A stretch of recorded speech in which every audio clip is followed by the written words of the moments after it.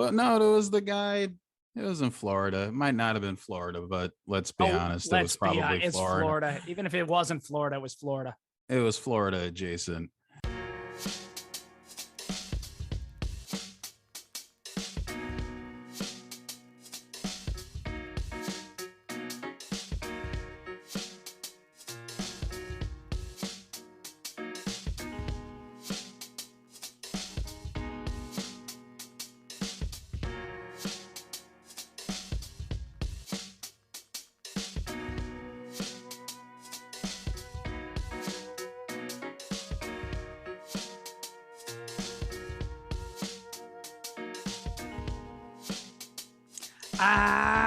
I can't stand it. I know you planned it. I'm gonna set it straight. This Watergate. Oh yeah, rolling. I'm just barrel rolling into the steam tunnels this day. I pulled up the car, screeched it right to a halt. I'm jumping right out. I'm barrel rolling, finger on the trigger. You know, safety be damned. Yeah, okay. Couple quick things. Shout out to South Bedrock. Everybody stay strong. Keep your chin up. Keep this shit together. We got no other choice. So that's how that is in South Bedrock today. Oh, we're good in South Bedrock, baby. Don't you worry about that. We're good there. We're hanging tight. We're hanging tight. We're hanging tough in South Bedrock. We stopped using animal labor like a millennia ago. We're good. You can still pedal with your feet. That's all. You know what I'm saying? No, we got engines. We're good. Okay. All right. We got that. Got that. Oh my goodness. I actually think using the pig as a actual garbage disposal like they did, that could kind of work. I think there's some upside to that. I think we're going to I mean, they didn't have fossil fuels because the dinosaurs are still alive. So, oh shit. Mind blown. Mind blown. Mind blown. Yeah, somewhere a particular website just jumped for joy. We just proved Noah's Ark. We just proved it. So yeah, it's me, it's Josh. I go by if you're a new listener, I'm kind of, like I say, I'm barrel rolling into this shit. We're getting right to it. Cause yeah, this is, for everybody here, this is how I got to try and hold this together today. Okay. I go by the moniker, the Birdman. Let's walk it around the table real quick. Three of Clubs is known as Rashawn Smith. How you doing there? What do you do? How do you do? May the force be with you and everyone else. Oh, well done. Moving it in there. Gregory, how are we doing today? I'm feeling all right, man. Also Ready to go to a galaxy far, far away again. Also known as the Star Child. So while that appropriate, but for today's thing here, here's where I'm coming at. I'm just laying it all out for the people of what we got going on here. All right. We want to talk about Obi Wan. Well, here's the thing. We're all pretty used to, if you're new to the show, let me set you up what other people sort of know. It's sort of a known thing that Rashawn sort of puts out there that he likes to do his homework on the way to class, or sometimes in class, or sometimes as he's presenting it in the front of class. Accurate, Rashawn? I'm just over here minding my own business. I am diligently listening. I am doing all the good doobie stuff, and you just go ahead and throw that green turtle shell at me like I like. Oh no! This is just. Oh no! Wait. Trust me, but that's kind of that, and you like to play the heel sometimes. You and Greg definitely like. You like to make me the heel. I don't think I've ever showed up saying I'm the heel. All right, maybe one time. All right, maybe one time. It was one time. And then all right. Sometimes you and Greg's opinion kind of clash, but then we have this Star Wars thing. Does that make me the heel? Yeah. Wait, if you disagree with me, you're the heel. Yes, is he the Luke Skywalker of this podcast? No, that's exactly right. I think Josh called that perfectly. Yes. Well, wait though, Greg, because usually Rashawn, I'm getting to you. All right, you hold on there, Mister. All right, I'm coming ready because usually Rashawn likes to have the contrary opinion, and then he also likes. That's the other C word you can use. Correct. Yes, correct. There we go. And he likes to, as we said, there's a little bit of homework doing on the fly, but that's his style, and we know it. He likes to fly by the seat of his pants. But this week, I got you, Gregory. I got the Star Child here, and instead of not only are you not you're not even agreeing to do the homework on the way to class. No, you have gone into the cafeteria. You decided to handcuff yourself to the counter, and you're not going anywhere, right? I'm fine with that. That's how you took it this week, right? I refuse to watch the entertainment of my oppressors. I'm not gonna watch it. And I want some Cool Whip as well, right? It's just like, not gonna watch it. That's it. You're just absolutely locked up in there. So we're coming to this in the whole thing that, right. This is it, and for some reason in Star Wars, I always end up being the guy in there thinking I'm going in, and that, Rashawn's I can tag out to Rashawn, and he's sort of looking at me, waving, going like, "Hey, you're doing great. You're doing great in there." Nice work. I mean, ain't exactly against me, but Greg's over here. I have likened myself to Eric Bischoff a few times, but to be fair, that's only because you keep calling me a hill. So after a while, I'm just gonna put on the leather jacket. Oh shit! Oh man, you gonna break up with Miss Elizabeth? Is that that's the thing there? Or was Bischoff with Miss Elizabeth? No. I was thinking. I'm pretty sure the grave of Randy Macho Man Savage. I just always think when he turned heel, that was part of it, though, didn't he? Because like he had the that was his girlfriend, and then like when she almost got hit in a WrestleMania thing, and Hulk jumped out and got her out of the ring, but that was like part of his turning heel, was like, you touched my girl. It was all that. It was, just, all the healthy things we were taught growing up watching wrestling, right? We were taught a lot of healthy, really good masculine models. Yeah. This is why people come to us to get the hero Hulk Hogan stories. So that's why they're here. It's a grab bag. It's pop culture. It's social commentary. Feed them, Seymour. Feed them. Yes, feed me. But yes, we are here. We want to stay hip. We want to stay topical. We want to stay down with the lingo of the kids. Up there on the TikTok and everything else. But the TikTok. Some of us watched Obi Wan Kenobi, so we wanted to talk about that today. Some of us, others had apparently, religious conflicts, political. I don't know what it was, but yeah. So here we are. It was Obi Wan. So I'm gonna lead it off. That's it. All right, here we go. I think we all know pretty well where I stand on Star Wars. Now, look.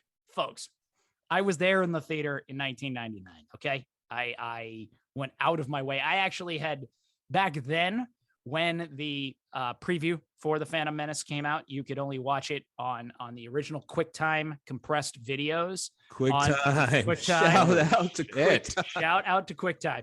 And, I think I need to do an upload. Kids, try to imagine something that you couldn't watch in full screen, that was like in the tiniest screen within this. You'd have this giant monitor, and there'd be this tiny little window opening up, smaller than your phone, than your phone screen now. Okay. Never mind the idea of actually trying to watch something on your phone. Jesus, years away. All right. It's 1999. We haven't even crossed over the millennium and the shit show that's going to become. So, I was there. I think I went to see a couple movies just on the off chance I could see the trailer on the big screen. That's how excited I was, of course, for The Phantom Menace.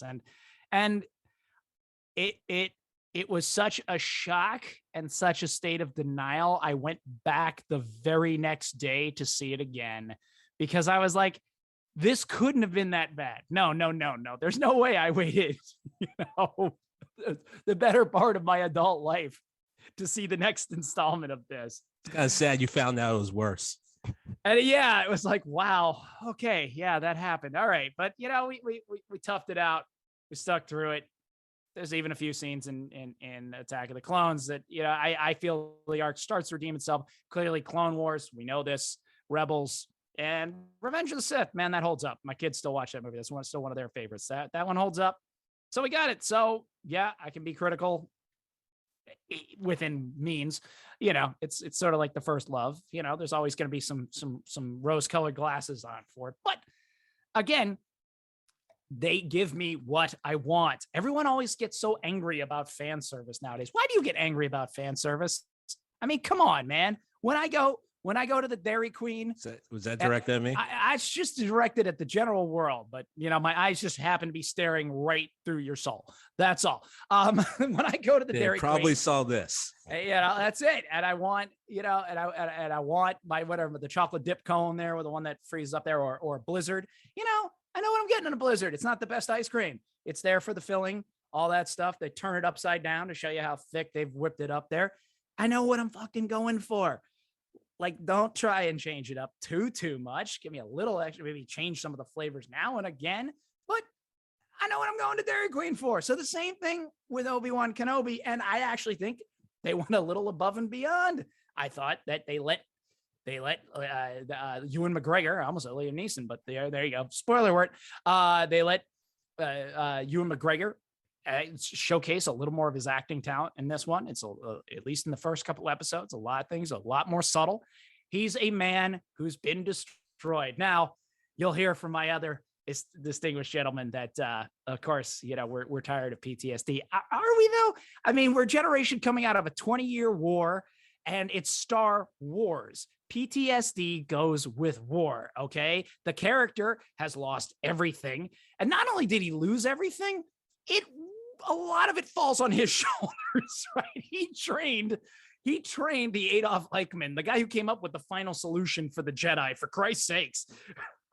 He saw the hollows of him sticking a lightsaber through the kid's throat, which, by the way, there was a directed scene that happened, and it was cut out of the movie, made George Lucas apparently say, oh my. So a little too much for George there, right? But he 100% trained the guy who kills all the kids, kills all the Jedi. Yes, Rashad, I see your hand raised there in the back. I was trying to be quiet, but you're killing me. Two things. One, people have a problem with fan service because you didn't go to Dairy Queen and then change the ingredients of the soft serve. You got what was ordered, and maybe you had some variation. Yeah. So that's the difference. And then the second thing is, to be fair to Obi Wan, he didn't pick this kid, and he was bequeathed him by his best friend who he was just watched get murdered. And technically it was a Jedi Council who not only said yes the first time, but kept it going. So that's kind of unfair. All right. I'll give, these are all valid points. I'm just saying he has a lot of reason to have trauma, right? That's all. And yes, okay, some of this got thrown on him, but he took it. He stepped up, always in his role, trying to, always trying to train Anakin to the best of his abilities, and really, really believed in him the whole time, and really loved him like a brother. There's some alternate theories out there that he was actually shacking up with Padme, and maybe he's the real he's the real parents of Luke and Leia. I mean, it's a possibility. I would definitely say nothing in canon, but one thing that seems canon is Anakin is very jealous. If you've had a chance to watch more of the Clone Wars cartoons, animation, I should say, you got to see that whole side of Anakin where he was a real jealous husband. He was really a prick. And I really liked how they got to expand on that character and show that, in point of fact, this really wasn't a good idea for him to get married like this and keep a secret upon secret and everything else. But certainly, I can believe at the end when he's, all wrapped up in jealousy and rage and everything else going on there, that he believes that Obi-Wan's sneaking around on his girl behind his back. But my point of it is, I thought this series had a wonderful arc. All right. I understand there's always questions. There's always like, why didn't they fight like this in the first movie? Because it was made in 1977. That's why they didn't fight like that in the first movie. Okay. And David Prowse lied about his sword usage. He said he could do stage combat when he could not. He outright lied, and they were deep into filming by the time they found out he lied. And he was also fighting against Alec. He was also fighting against Alec Guinness, who was 65. So yeah, guess what? And George also makes up some bullshit that, the lightsaber was supposed to have weight back. Like they wanted to actually have weight like a real sword. So he had this whole thing that he's changed through the years as there you go. All right. So he changed up the ingredients in the Dairy Queen, but I thought they had a great arc. I thought they had a good understanding of Obi-Wan. I really liked, I liked the third sister. Okay. Yes. Everybody suddenly got pissed off. Yes. All of a sudden, that she didn't have a deep enough character, which I thought by the time they got through everything, totally changed all that. Totally gave her a backstory, gave her some reason for being who she was, gave her a reason for being bad, humanized her. Right? That oh so difficult process we have nowadays, and dangerous one. But everything I wanted to see, including some extra fine lightsaber fights when it finally came around. But and yeah, plucky Leia, young Leia, kicked ass. She was great. She was fantastic to watch. And even the way they wove in her ability to use the Force to read people in diplomatic situations. If then you consider that in Lucas's original drafts for the sequel films, which Disney threw out, it was going to turn out that when it was all said and done, Leia was the chosen one, right? Even after all this, that it was going to turn out that, in fact, it wasn't Luke, it was Leia. We decided to go away from that. Why? I don't know. I mean, Disney's sitting there saying they want more strong female characters, and they loved Carrie Fisher, but all right, they just, decided to totally ignore that idea of the draft. But I thought if you're going to do it, if you're going to do these little things that tie these periods together, it was really quite tight. I didn't see all the problems that people saw with it. I saw exactly what I wanted to see. I wanted to see a demoralized Obi Wan finding some way to keep the faith and to get back in the fight in the way, whatever way was appropriate. He does manage to redeem an Inquisitor along the way, and try and make that story a little bit better, or at least somewhat interesting. And also try and save his own ass and save Leia's ass as he's tooling around the galaxy. But I love the opening. I thought that the setup was great. He is absolutely totally beaten down, feeling just terrible, and he's trying to hide, so much so a young Jedi, a youngling or someone comes up and recognizes him, and he's totally like, bitch, I told you never call me at this number. Right? Lose that lightsaber. Do not talk to me here. All right. And even down to the very unsubtle message when they catch said Jedi and hang him up in the town square to show him that they caught him. Right. It catches the exact authoritarian view of government that they want to present here. So yeah, there you go. Again, I know I'm supposed to hate it for some odd reason, and I know I'm supposed to be told that it's just fan service and everything else. But again, don't understand. I went to the shop. I got my Blizzard. I put my favorite, which is Reese's peanut butter cups, in there, and they turned upside down and it didn't slide out of the cup. So take it away. That's my 2 cents worth here, since I actually watched the series. Oh, Greg, you're on mute. I don't think that it was, a terrible idea as far as fan candy goes. I think you can absolutely have fan candy, but just, fucking get over yourself and just give us fan candy. Like, this trend of just bringing back legacy characters as miserable failures. It's like, I don't think we need that. I don't think anybody was looking for that. And it really didn't help that, George Lucas, as a director, just doesn't know how to direct emotion. So all of this emotion coming from Star Wars all of a sudden is just kind of fucking weird. I think about A New Hope, where Leia just got her entire planet blown up, but she has to console Luke Skywalker, who just, lost this old guy that he barely knew. It's kind of a thing like that. Like, he just doesn't know how to direct emotion. And then he tries to break it into the, Han Solo, Leia rom-com thing, which just got weird. That technically wasn't him. No, that was Irvin Kershner. So yeah, Irvin Kersh, yeah. Matter of fact, and that's why Empire's so well thought of, is that it brought the emotion to it. I was just about to say the emotion arc in the original series literally had a lot to do with Mr. Lucas no longer helming the majority of the project. Yeah, but it was weird though, right? Like, all of a sudden everybody had the right emotions. It was like, all right, are we doing this now?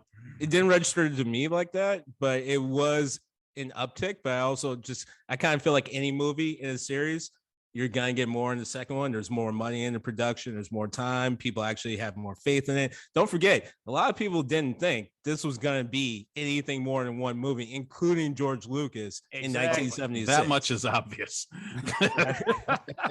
I mean, but as well, I would have overall, for the sanity of Star Wars, I would have always liked if he had stepped away from that, only directed the first one and just kept letting others direct all the rest, and been in there for a story consultant. And the better they've gotten is when they've leaned on Dave Filoni, who had a lot to do with this Obi Wan series, who seems to be the one who understands how to bring emotion to the arc. So much so, it's the only, he's responsible for the only part of Star Wars that you like, Greg, which is Clone Wars, right? And Rebels and all those things. Those are the things you've said of the most worthwhile properties within. But all right, we'll get it. I'll get a chance for you to conscientiously object. Let me turn it on over to the three of clubs here. See if he'll, I gave him plenty of rope. I gave myself plenty of rope to hang myself with, but we can see how he's enjoying the process. So what did you think of Obi Wan, three of clubs? Oh God. All right. So a few things I'm definitely going to focus on is one, to be fair, Duel of Fates is still one of the best fight sequences you're going to come across. It was well choreographed. It was well thought out. They were able to take an old property and really push the limits without actually changing too much of what they're doing, which is why I pointed out in the whole Dairy Queen fan service analogy, where we're missing is that the fans tend to want to be like, well, actually, I think these ingredients should go into your soft serve, not the soft serve that I've been eating my entire life, have grown to love my entire life. And all of a sudden, because now I'm a middle-aged person who's eaten it most of my life, I somehow know exactly how to make industrial strength soft serve. It tends to fall into that kind of category. Josh and I are brothers in many different ways, and one is our shared love for Star Wars. However, as I've pointed out multiple times, the difference between he and I is that I love Star Wars in the same way I love my country, which is I'm always going to love it. I was born into it. I have blood into this. That's never going to change no matter what anyone thinks. But it also means because I love it, I know it can do better, and I'm going to hold it fucking accountable. No different than my parents or all the good teachers I had growing up. Or Vin Diesel, as we're saying that. These are the things that can do better. My parents, my country, and Vin Diesel. Okay, continue. To be fair, Vincent, I was trying to keep you off the target for today, but no. Since we got called into this one, it's kind of hilarious. Oh, quick side note. Yeah, we can talk about Alec Guinness being 65, but we are in the world where 80-plus-year-old Harrison Ford is about to do another Indiana Jones. Now, sure, production has gone on for like 5 years because he keeps breaking hips, but beyond that, he was in his 70s when production started. Alec Guinness could have done a twirl or two. All right, he could have done a little bit more. That's all I'm saying. I'm not going to completely attack it in the sense of like, one, I'm fully respect and understand that there's a lot of things that go into these productions, these intellectual properties, a lot of things that frankly we just don't know. And if it's a continuation of things, then it can look a little bit different from the beginning for some of us than what it will look like at the end. We just talked about how the original Star Wars was one thing, and then the rest of the series was a totally different, or not totally different, but moving in a different direction. Also, as we were preparing for this and we came to the conclusion that this was going to be our topic for this week, I also had to reconcile my own sort of feedback and basically how I was attacking people for not liking the new animated He-Man series. Because one of the biggest points I pointed out was that it was just the first part of the series.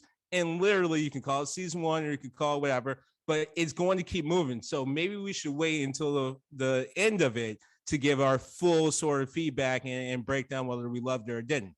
Now, I'm reconciling that with my own sort of thoughts about Obi Wan Kenobi, the series, which also, quick side note, I love how the skip intro, it's straight up a thought exercise. Like, they're like, do you want to skip intro? And you say, sure. And they're like, yeah, well, I'm glad you thought about it. Here's 30 more seconds of a fucking intro.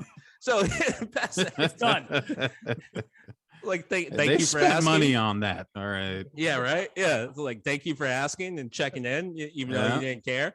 Yeah. So there are plenty of things that I liked about it. I'm not going to sit here and say that the lightsaber fight sequences weren't awesome. However, it does lead to a problem that I'm about to point out, and what Star Wars continues to move themselves into voluntarily. They don't even have to. That's the funny part. When Disney bought Star Wars, they literally killed off 80% of the canon. We were literally, TSG were having a text conversation about the canon literally days ago, and how even stuff that we thought made the mark didn't quite make the mark. So it's weird that Disney makes Star Wars continue to make these unnecessary sort of trip ups when they absolutely do not have to. So I'm going to start with what I actually thought was cool. I thought it was cool that they started to explore different angles of the whole Star Wars campaign. Yes, it was mostly driven through Obi Wan Kenobi's, sort of experience in this moment, I guess. But at the same time, the characters he had to interact with and the points that he had to sort of take to get to, the end part of his mission, or, the action that he's trying to do, took him through different conversations and different people who have perspectives and thoughts about the whole sort of conflict in Star Wars that frankly we aren't always exposed to. So I thought that was pretty cool. Also thought it was pretty cool how both Obi-Wan and Vader struggled in a lot of different ways. One was a little bit more physical and understanding how he can mentally recapture his connection and ability to the Force. The other one was a lot more physical. And I would argue, and I could be wrong, I'm sure one of the showrunners can tell me. Feel free to come on the show and tell us. But I feel like what they really did, and one of the cool things about using James Earl Jones as the voice, and James Earl Jones was damn near 100, so good call, was when you actually listen to the voice of Vader in the first couple of times we see and hear him, it's weak, it's feeble, but it kind of makes sense. You can argue, I've never been in that kind of surgery. I don't think any human has, so it is speculative. Same as I could speculate, I don't know what kind of emotional toll it comes with having a whole planet be blown up. I can't say, having buried both my parents in 6 months apart, there is a moment where emotion isn't the same as what people think it is. And it's vastly different than what you thought it was going to be up until the moment you're going into it. Just pointing it out. That's my own personal experience. I'm sure other people may have felt the same. So I don't know what it feels like to lose a whole planet. I'm here to speculate too. But it was kind of cool because it felt like what they're kind of doing was, because James Earl Jones' voice is an old man's voice, very old man, it was feeble. It almost sounded like Anakin was really trying to even fight physically to speak, which kind of made his power gain throughout the series felt more organic. It felt pretty cool. I really thought that was a cool thing that they did. Also, they made, going back to the Jedi lore, they sort of made it, they made it almost a mockable mythology in this universe that we're watching, which I thought was pretty cool to see people approach the Jedi in not a very positive way, but in a way of sense of like, oh yeah, those guys from hundreds of years ago, not the guys who literally saved the entire galaxy like 20 years ago. They're thinking like hundreds of years ago. And also some of the feelings towards him is very akin to a lot of the individuals, the species in the Star Wars universe against droids. So it was kind of cool to see the Jedi sort of take on the same sort of athema that the droids have had and share it in a very unique way. Here's where my problems really started to kick in. One, did we actually solve the stormtrooper aim issue? Because really all we showed in the series is that they're really, really fucking bad at their job. There are moments where they look at a communique that has Obi-Wan's face on it, has this whole breakdown, and then they look at Obi-Wan and they're like, hey man, do you know Obi-Wan Kenobi? And Obi-Wan's like, nah man, my name's Ben. So I don't understand how that fucking worked. Also, who actually has the Force while we're watching this? Because there's plenty of times that I can point out that it could be argued that Leia was the Force user in moments that saved her, not actually Obi-Wan. And the funny thing is, if they actually made the series about Leia and not Obi-Wan, the series would have kicked ass. Because it just would have been Leia, who's started to develop her understanding of the Force while also keeping it down because she is a princess and she has to be this, sort of political figure and not this action hero that her parents keep trying to steer her away from. Meanwhile, this force, because she's, I guess, the chosen one, spilling out of her, and there's moments where she can't really hold it or lock it down. And now you have this sort of sensei, this older Jedi who lost his connection, but probably sensei, really strong from other people. And so he's even finding his connection by manipulating her outburst of the force. That would have been kind of cool, but no, we don't know that. Also, the actual loops and that just get created, really quickly, I just want to say I Hop watched the shit out of that show. You know, appreciate it. And also the loopholes that they create. This was my biggest problem with Rogue One, and I know it puts me in the minority of all Star Wars fans. But the biggest problem I had with Rogue One, because I was really upset they weren't going to kill everyone. Because if you're going to make a movie off of one line in another movie that's really a throwaway line, then you better be fucking specific. And they make it clear no one lives in the conflict that created Rogue One. So that's cool. And they killed everyone. And I appreciate that. But the Vader scene was like, okay, if he has all this power, why wasn't he using it? And you can't give me he needs a recharge bullshit, because he literally will have immense amount of power, and then seconds later, nothing. And then 5 minutes later, immense amount of power again. He does that in the Obi Wan Kenobi series. It's insane. So it creates so many different loopholes to try to solve loopholes that you just could just avoid it. Josh, I'm going to wrap it up in 30 seconds. I promise it'll be 11 minutes. So now, I want to come with solutions, because I don't want to just be a problem. I don't want to be the person who's like, oh, it sucks. No, I'm not going to be that person. I came with solutions. I'm going to hit you with them. Here's my 10. Maybe we don't focus on the time, or maybe we focus around the time of up and around leading to Rogue One, considering it's right before episode 4. That would be kind of cool. Maybe don't focus on 10-year-olds. Maybe start there. Maybe don't focus on or maybe we can focus on the 10 years after Order 66. That would have been kind of cool. What about this apparent Jedi underground that's going on? I don't know. I would have liked to focus on that a little bit. Reva has a pretty cool revenge story. Would have been nice to see that develop, how she's developing her rank as one of the top dark side, whatchamacallit, not Jedi, but I guess Dark Jedi. Inquisitor. Yeah. Sith. Yeah. Dark Jedi. Yeah. She got all that way, and we're just going to skip over the fact that she's doing this on revenge. Tala actually wanted to be in the Empire and then found ways that she didn't want to be in it. It would have been kind of cool to see her arc of trying to get out of the Empire from her experiences, while we're also seeing Obi Wan kind of escape the Empire. Roka is one of the founders of the rebellion, apparently. That's not a story. What about if Obi Wan Kenobi loses Force connection? But wouldn't it be an interesting arc to actually see his Force connection in a different way? Not this sort of like, oh, I have PTSD, blah, blah, blah. That's kind of weird. Also, if we have to focus on the kids, maybe we see how their guardians, as I pointed out, are trying to hold down or hide their Force powers. And lastly, in this one, this is for you, Josh. Flea is a somewhat successful intergalactic bounty hunter. How is that not a goddamn story? How is that not a series? I'm going to repeat that. Flea was good enough for the fucking Empire to look at him and be like, hey, man, you're my guy. Can you go get this?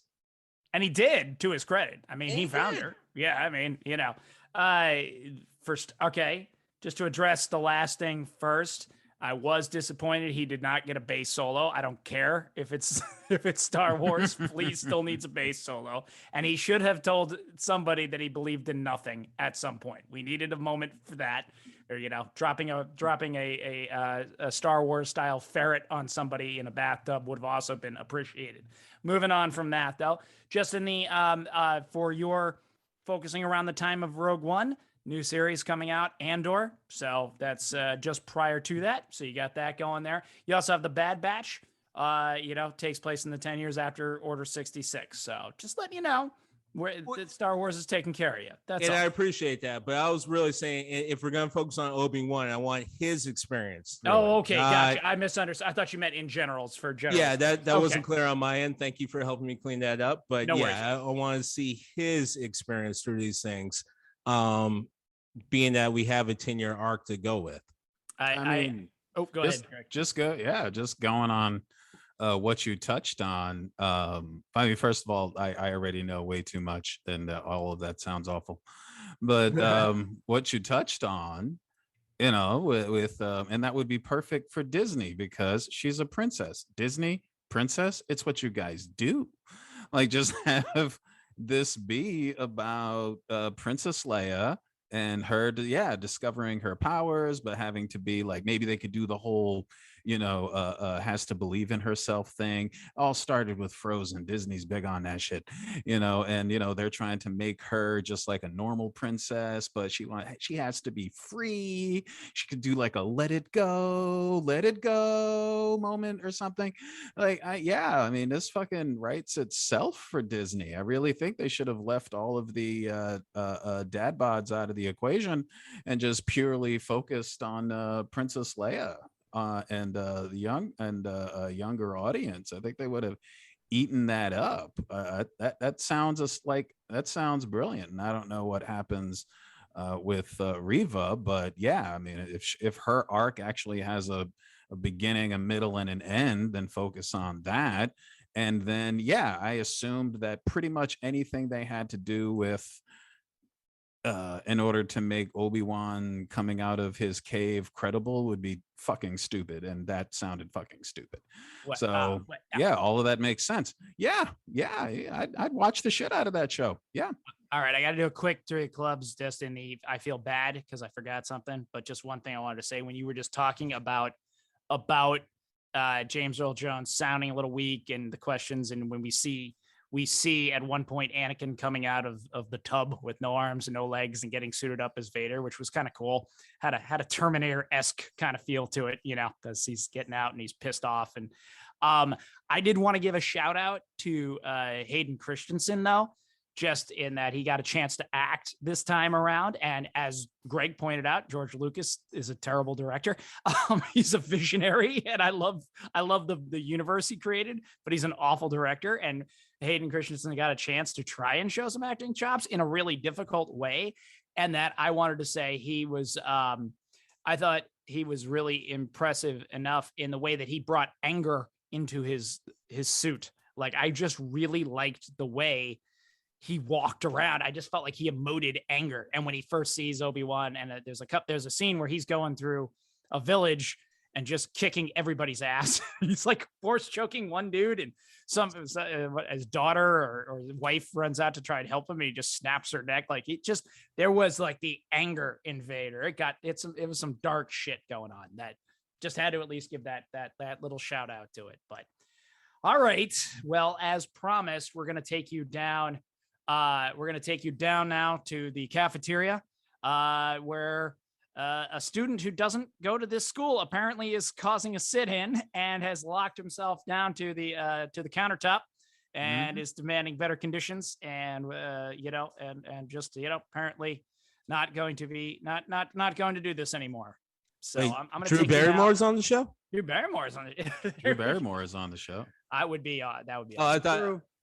Because that kind of sounded like the plot of Never Been Kissed. I think that was... it had its moments, definitely. Yeah, it's got its crossover there. I can see Greg in that role a little bit right now, but now I can live with it. Greg's going full revolutionary right now. Greg is demanding better. He's going to do it through the best amount of passive resistance, as in complaining about a show he never watched. So take it away, Star Child. It's your 10 minutes here. I mean, I've been waiting to hear something that makes me say, oh shit, like I really need to tune into this show. I was 100% wrong. Oh my God, I can't believe it. I have to see this. No, actually, everything I keep hearing just reinforces that this did not need to happen. Here's the thing. I understand as soon as, Disney becomes our media overlord and rules pretty much everything, including our childhoods, that it's going to get awful and more awful, because Disney doesn't give a shit. They don't care. They generally don't care about your memories, and they definitely do not care about these properties.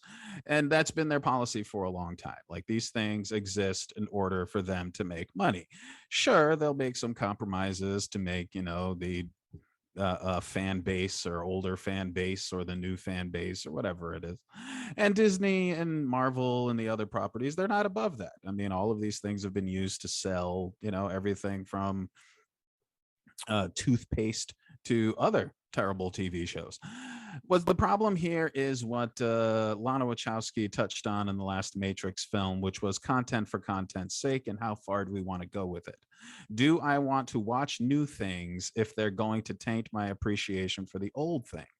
No one has deeper criticisms for Star Wars than Star Wars fans. And you know exactly what I'm talking about. Like, people spend all day just dissecting every little flaw and every little thing that does not make sense. Why add more to that? Why add more to the confusion and just fundamental bad writing?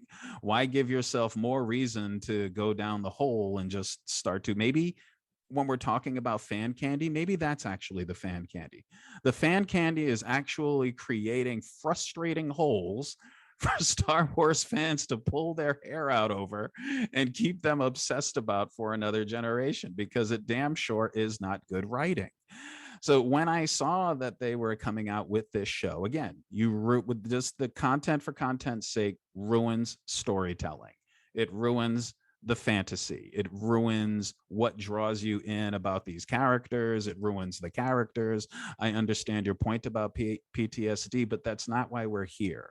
It's not why we love Obi Wan Kenobi. Obi Wan Kenobi was the one they didn't ruin yet. He was the only one they didn't destroy yet. I mean, Vader is basically like Galactus. When he shows up, you know he's just going to get his ass kicked, or he's going to get punked, because he's just here for you to see how powerful the other person is. He's just going to get punked.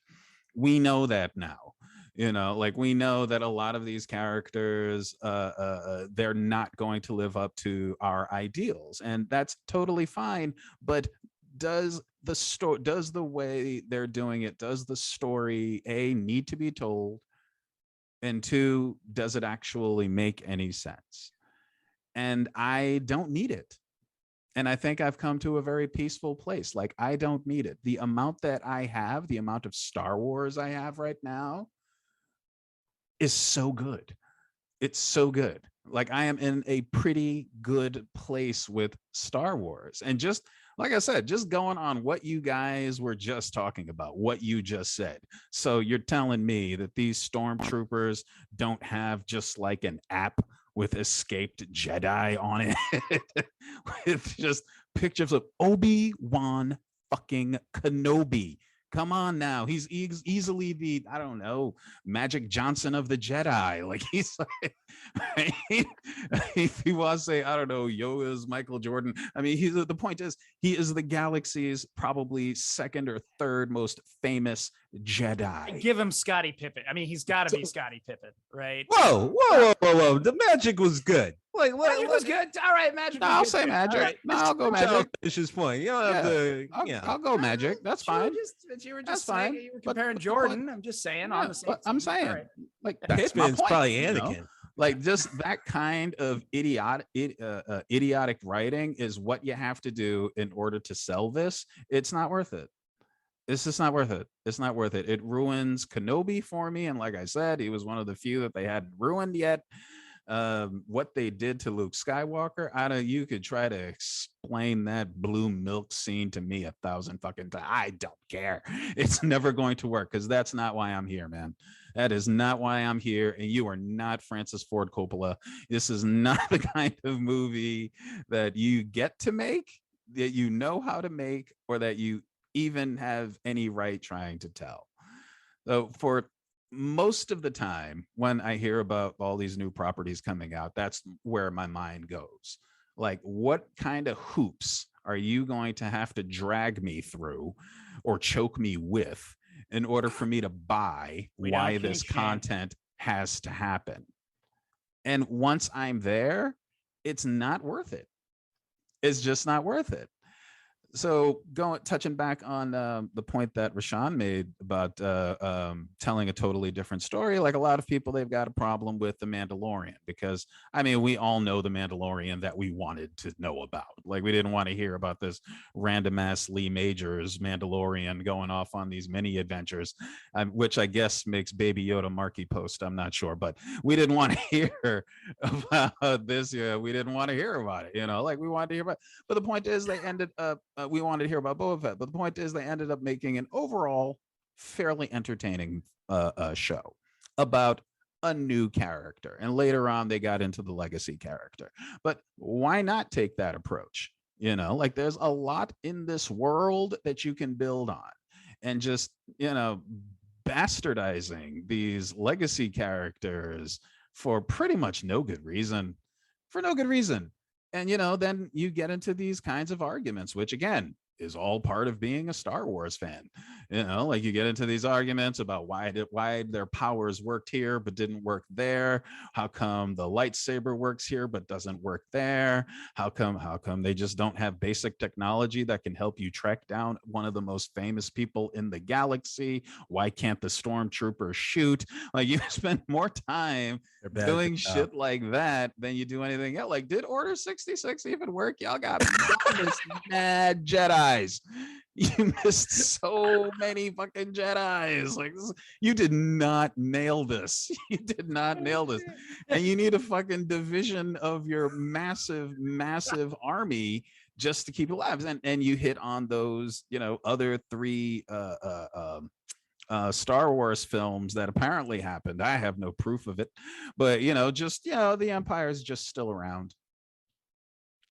Oh, it just is. Yeah, it just is. Yeah, like no, the Nazis it's totally living. different. They're like the Nazis living in Argentina, is what it's supposed to be at that point. Oh, really? Are the Nazis living in Argentina had those kinds of resources? They still had their whole army with. Actually, no. Are we talking about the last three movies?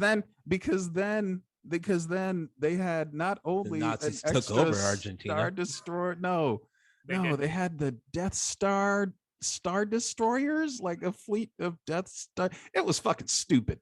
All right. Like this was something that did not need to happen. If it did need to happen, it shouldn't have happened like this. So the reason that I'm just turning my back on this and probably a good amount of the other content that Disney has coming out is because it kills storytelling. Mm-hmm. And this is not what I get off on as far as being a Star Wars fan. And I want to make it clear. Clearly, I'm a Star Wars fan. If I've even given this much fucking thought, then obviously I'm a Star Wars fan. I'm an 80s baby. My head is just full of Reagan and the Old Testament. Like I'm definitely this generation, no question about it. But that doesn't mean that I have to jump on everything, because that infuriating argument about why the story is just bad, that's not why I'm into Star Wars. Well, all right. Try and address a couple of things.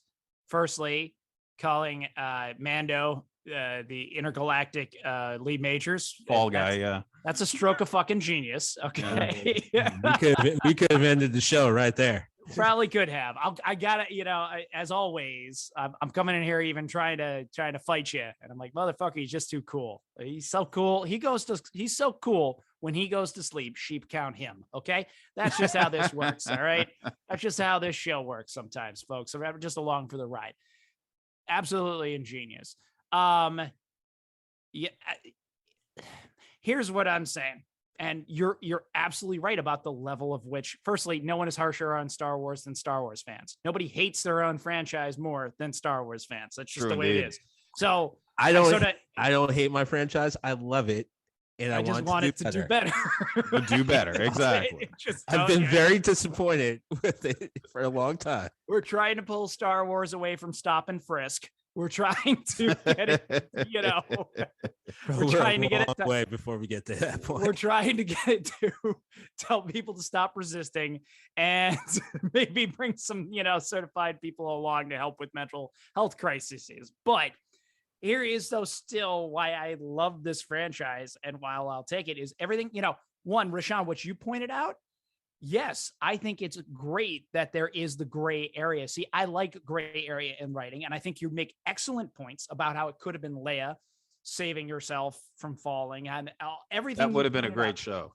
Everything you pointed out is fantastic. I still think it makes it great because as a viewer, I like my entertainment to leave that gray area where you can have that debate. Well, was it Obi Wan? Was it Leia? Right? Is this the same intellectual property that explained midichlorians, or is this the same property you're talking about? I just want to make sure we're understanding what gray area means. Okay, we have listen, it's a begrudging piece. Midichlorians, they're like, I'm trying to think of it. My guy, Phantom Menace was half C-SPAN 3. I explained. How did I start my fucking rant today? Am I talking to myself here? Is it whatever out there? That sounds like you are. I started my rant on the fact that how much Phantom Menace hurt. Wasn't even good enough to be C-SPAN 2. And Phantom Menace is, Phantom Menace is. It's. I'm just gonna say it. It's like having the racist father-in-law. There's you got to learn to live with it. I'm not getting a divorce over it. Your wife doesn't feel that way. All things being equal, he was still probably a better dad than your dad was. But, you ain't changing it. You don't love it. That's just the way it is. Okay. I'm just, there's nothing you can do. It's there. We're moving on. That's before you finish your point, Josh. I'm not going to let you be out there on your own. I, in my own stupid Star Wars geekdom leading up to Phantom Menace, not only do we have like encyclopedias in our, by the way, people, we were in dorm rooms. All right. So we were literally telling the whole school for a full scholastic year, we are not trying to get laid. We had all the Star Wars, I literally knew what gas and the economics of certain plans were because we had that type of documentation. And if you thought that wasn't good enough, we had 2 life-size cardboard cutouts that we didn't hide in our suite. No, we put it in our window because, again, we're trying to tell the entire state of Rhode Island we are not trying to get laid. It was. So I'm with you, man. You're not gonna go out on that geekdom branch on your own. I'm with you. It was what it was. It was absolute vagina repellent. There's no two ways about it. Route that came from Phantom Menace, man. It was a kick in the teeth. Okay. But I like the gray area. I like it when they actually keep the gray area, right? Like they did in Obi Wan. I didn't say I liked midichlorians. I already went there. I said, I asked and answered and addressed right at the top of the show. Okay. Are you joining us today? 3 o'clock, right at the top of the show. It's not very gray. I addressed, right. And that was not what I liked. And That's liked white with detail. Area. That's white. All right. I like that.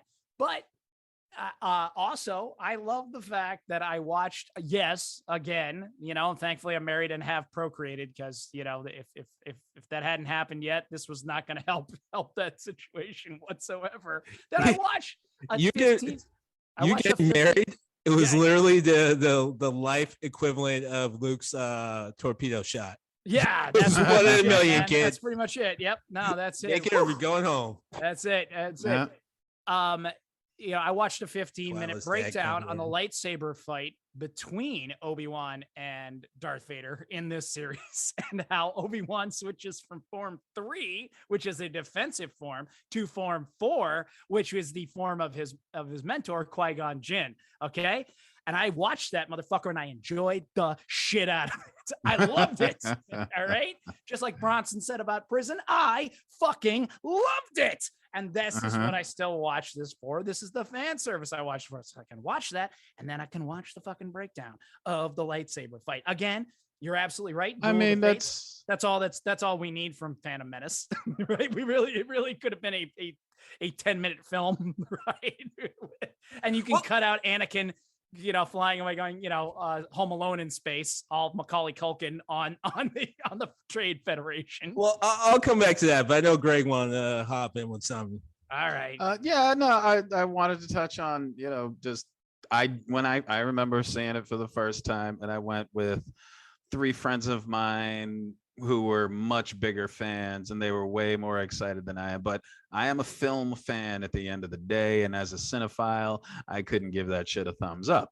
But I wasn't as heartbroken as they were. So it was fun, like 3-4 years down the road, seeing everybody kind of coming around to what I said about the Phantom Menace. Like, it was just terribly edited, terribly paced. How do you make Samuel L. Jackson a wooden character? I don't even know how that's possible. Liam Neeson, how do you make Liam Neeson give, I mean, what isn't a great performance? We did not need midichlorians. Like, it was just cinematically, just as craft, it was crap. And then you get into, space magic and laser swords. So I never did, but it was fun for me watching everybody come around to me. It took a while, but everyone did finally come around. Greg was killing younglings before it was cool. All right, is what totally. that was. Greg was like, no, what was fun for me was watching them cry, was what he's saying. Right? Greg was always about fuck them younglings. Fuck them younglings. Fuck them younglings. That's how that went, right? Yeah, no one wanted Kid Vader. Like, what you see? That's what I'm talking about. Just humiliating what was a great fucking villain. Like, what? Why? Why would you do this? And I know that supposedly time heals all wounds, but yeah, I didn't need Christensen back either. I didn't either. I mean, I was cool with him being there. I mean, I didn't need it. Don't get me wrong. I'm with you, Josh, in the same way that I felt bad for Jake Lloyd. I felt bad for Hayden Christensen. First, he should have never been in that role because he can't actually act. He at that point, like I think he's gone through enough life situations and the pain that he had to go through because of Star Wars that he could probably do a little bit better than Wooden. But the guy couldn't act to begin with. Like, if you saw anything that he was in leading up to it, which I think were like dated soap operas or something, like the guy, like, he just couldn't act. So he was put, same thing with Jake Lloyd. Like, we put all this on a fucking 8-year-old's shoulders. Like, that's just cruel. And then we didn't learn from it because Obi Wan Kenobi series is literally about a bunch of 10-year-olds. So, like, obviously, we love forcing that child labor. I would point out that Liam Neeson, his acting arc was in King Arthur and then steadily went down. And to my point, he has been in like 20 different Taken movies, and Taken the series has only been up to 4. So, and he's only been in 2 of them. But meanwhile, he literally shows up and they're like, hey, just do Taken again. We'll edit it out. We'll take care of that. But a good example of the continuity that I was like, why did you have to do this? You could have even told the same story, but in a different way. So you want to point out the lightsaber fights in Obi Wan Kenobi series, and that's awesome because it was awesome, man. And the final one, badass, mind blowing. The cinematography, the use of the lights, everything. It almost, in a lot of ways, if you were in the right position, mind and mentally, it almost felt like you were kind of there. Like if you're watching in a dark room and the way they moved it wasn't even that stupid dark quick editing that a lot of movies that are lazy and don't know what the fuck they're doing like to do, or series where they try to show you quick action, but really all you're looking at is a bunch of fucking shadows. No one knows what the hell's going on. That didn't happen with these lightsaber fights, especially that last one, but then leaves the continuity era of like, so you could have killed them again and you decided not to. So I'm going to give you room for 7 fucking episodes in your PTSD and how you caused all this intergalactic strife by not killing one fucking person because you had the high ground, and then you get your second shot and you do not do it. Nah, man, I can't go with you on that. I can't. Like, you didn't have to do that. You could have like made Obi Wan lose. You could have had like some reason why they didn't separate. I don't know. The thing was, there's so many different ways. And then there's another thing that Vader did in the series. I'm like, nah, man. Like, you literally just killed the whole rest of the series. To Greg's point, Vader pulls a fucking starship out the goddamn sky and puts it down like a parent telling a kid to shut the fuck up and sit in a chair. And like Vader basically reached up and grabbed the collar of that spaceship and put it back down onto the ground like it was nothing. So tell me, there was never a moment Vader didn't have to do that in the rest of the series that we saw? There was never a moment Vader's like, you know what? I'll just go ahead and force grab this spaceship, get this shit right back. Like, he literally watched the sun fall, which at the point that we were supposed to know he was actually trying to save him and either bring him to the dark side or figure something out. So he could have literally snatched his son out the goddamn sky. But he's like, no, fuck them kids. Again. Point of order. In an original cut of Empire, he does pull Luke up and holds him up, and then before letting him drop again. We don't quite know why, but they didn't like how it cut together originally. But that was there were scenes where and I think they had some trouble with the wires that day. Second point of order, pulling it down was it was shoehorning an Easter egg in with video games, which they've done in other series, Mandalorian, with the Crate Dragon. And this is Star Killer, who pulled a Star Destroyer out of the sky and made it crash once. So I get that. And he actually does it in the comics too. Here's the problem. Most people haven't read the comics, so they don't even know this. Second thing is, this is my point. You didn't have to do it.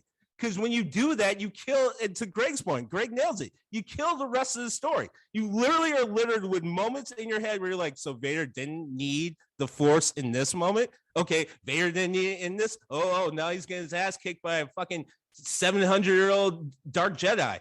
Doesn't need it now? Oh, no, it doesn't need it now. Okay, cool. All these moments, he does not need that type of Force. Never fucking needs it. Okay. Go ahead. Yeah, quick thing. And my thing is, I mean, aside from all of this, which not convincing me.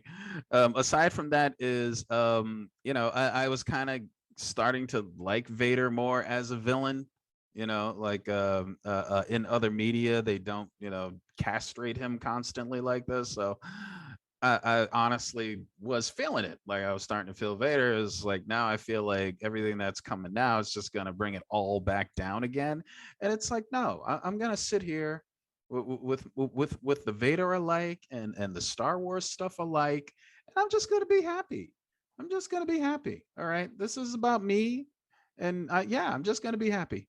Well, I think my final thought for the day before I bring us out, we'll tie this all nicely together. And maybe it's a bit too much of a thought exercise for everyone, but my feeling on skip intro. My love of Star Wars is the same thing. Yeah, press skip intro. Yeah, if you want to, guys, feel free to fast forward past this. You have that ability. It's podcast land. We know, but my feeling on how I feel about Star Wars was there was we live in the Boston area and I like hockey, and years ago there was a commercial for our very own beloved Boston Bruins, and it centered around a guy in a big bear suit, right? And the whole thing was "Don't poke the bear," and there was the best ad I ever saw that summed up my feelings on so many things in this life, where there's a young fan there at the Garden.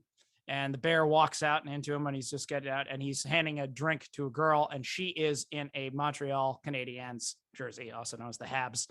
And all they do is just silently watch the bear go back and forth and look at the guy in the Bruin shirt and look at the girl in the Habs shirt and look back. And all the guy he's sitting there with his nachos. So he just looks and goes, "But she's so pretty." Right? And the bear knocks the nachos out of his hands and pulls the jersey up over his head. I'm that guy when it comes to anything Star Wars. Okay. But she's so pretty. It's just is what it is. Okay. Just leave me alone. Let me, the rule is never date in the division. Well, I married a woman from Toronto. So that's how that worked out. Okay. Just sometimes sometimes you got to date in the division. And that's just what's going to happen. Let's keep going. Let's everybody shut up and eat their Star Wars. Greg, I still think you need to watch the series, but I get it. You're going to absolutely no. I don't know if you guys are trying, but y'all just pulled a, Framingham. Like you were supposed to be selling me on this. We're going. And you accomplished, you accomplished the exact opposite. Like the fact that everyone's telling me that Obi Wan runs into stormtroopers and they don't know who he is multiple times. That's the dumbest fucking thing I've ever. If you think it's the dumbest thing I've ever watched, fucking stupid. I could find much longer words. I got Google. I got my wife downstairs. She's got a better vocabulary than me. I could find so many more words to break down what a disappointment and terrible idea that is, but I'm not going to. I'm just going to settle on it's fucking stupid. Well, this can't be my last word.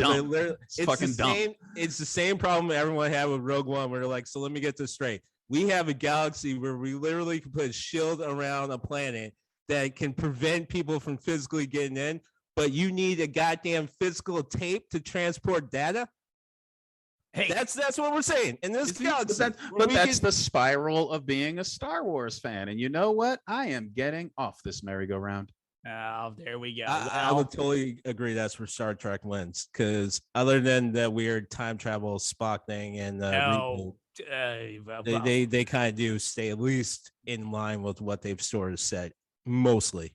Until they don't. Mostly. Until Chris Hemsworth plays Chris Pine's father. But anyway, all right, we're not going down that rabbit hole. I already said the fucking weird Spock time travel thing.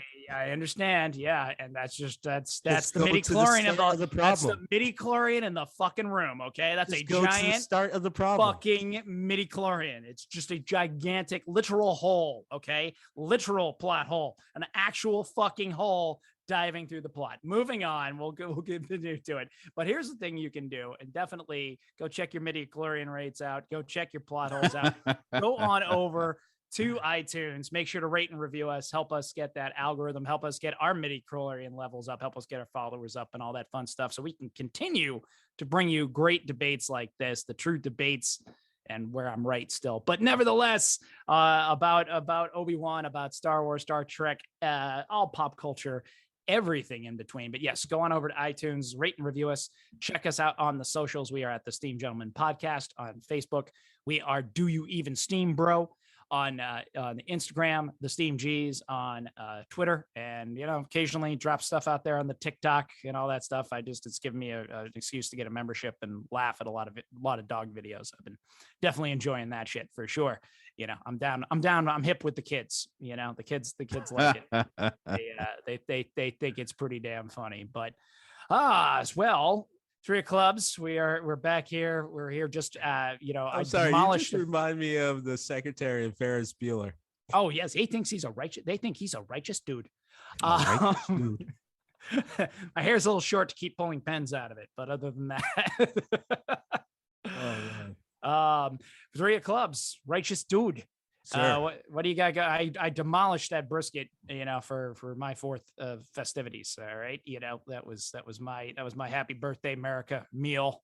Demolish that brisket. How you been doing? What you got planned for what? How was your fourth? And what do you got planned for the rest of the week here?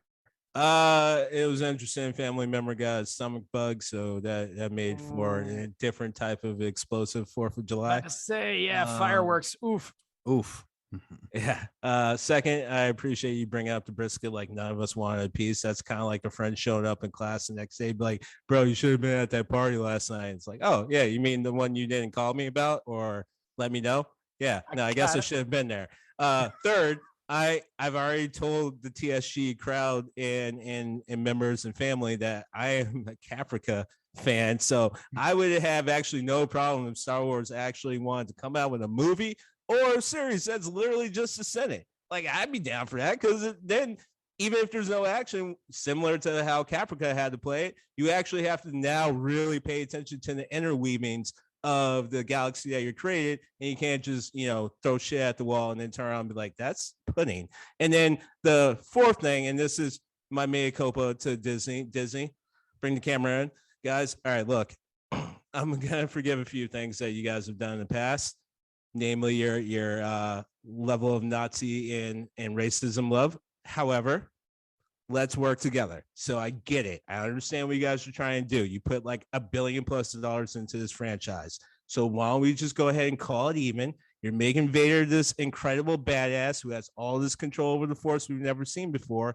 Retcon the rest. I'm literally saying this. I know it sounds weird, but I'm willing to let go of episode 4, 5, and 6. And what comes after that? If you guys want to just move forward with Vader being this level of powerful, and actually, I would argue, even if you retcon the exact same story, but made Vader this powerful and continue to move forward with the story and have the forces up against that on top of the Empire, you got a brand new, awesome series that you don't even fucking have to change names for. So you're welcome, Disney. You don't have to pay me yet, but you should be sponsoring us, you old Nazis. I'll take that. I got a cupcake and you didn't. Mm-hmm. That's what I did. Your dad's on welfare. All right. Come on. Eddie Murphy, delirious. No, of we course. picked up on it. It was It was with your dog video, your TikTok dog videos. Right? It was right there. That's exactly it. The dog videos are fun. The dog videos are. I'll find some. Actually, I discovered this wonderful voiceover artist, like the guy walking around doing the "I got the ice cream" bit. That's an analogy and everything you're saying right now, man. It's all good. Star Child, you gonna bring this protest to an end anytime soon? Or are you still locked in the cafeteria for the remainder? Oh, I mean, yeah, I know what I'm not doing, and yeah, I'm not watching that shit. I can guarantee you that. Yeah, and it's not just Star Wars. I haven't seen all the Marvel movies. I probably won't see. I haven't seen all of the Marvel shows. I probably won't see all the Marvel shows and Marvel movies. Star Trek out there. Have you seen all that? No, Jesus Christ Almighty, no. Right. I think like the Borg Queen is going to be like a barista on the Enterprise next time because they just keep dragging her back for no reason. Come on, you want to watch that? You want to watch that? That's an awesome series. It's I mean, it depends. If it's animated, I'll watch it. Yeah, just gonna enjoy the rest of the week. Like we had a great time this weekend, and I'm pretty well recovered from it. And yeah, just gonna take it easy for the rest of the week. Get back in the routine. All right. Well, I'm right there with you, though. I may just have to. Well, I'm still. I got to finish up Umbrella Academy and then Stranger Things, but I may just have to rewatch Obi Wan just to say fuck you to both. Did you? How much of Stranger Things did you watch? I've only watched the first half of this 4th season, so I got to get to the second half. So don't tell me anything just yet. I'm not gonna tell you anything. I'm not gonna tell you anything. Are you finished? There are some parts that are like. Yes, Greg, are you like all the way finished? Did you finish those? Okay, the second. Yeah, me and Sarah have to finish those too. But you know what, Hollywood, we're just giving you gold today because we are giving them gold. Yeah. The Borg Queen as a barista. I mean, literally, you can literally have every episode where one person walks up and asks for a unicorn frappuccino and immediately gets assimilated. Like that's a show. That's a fucking right 7-season show right there. No problem. No, she's gonna have PTSD because she's gonna think about all the people she's assimilated and all the parents she's destroyed. She's gonna have a teenage sidekick that's gonna make her stupid. For 1 or 2 episodes, and they'll write them out. But even that would be a cool show. Like seeing her have all the memories of all the people she's assimilated and how she's had to work against that. That'd be a cool fucking show too. You're welcome, Hollywood. If nothing else, it's a good TikTok thing. You can certainly get 1 million subscribers from that. But all right. In the meantime, this is Josh the Birdman saying, "May the force be with you. Check your midi-chlorian rate. Keep your heat up and keep your head of steam on."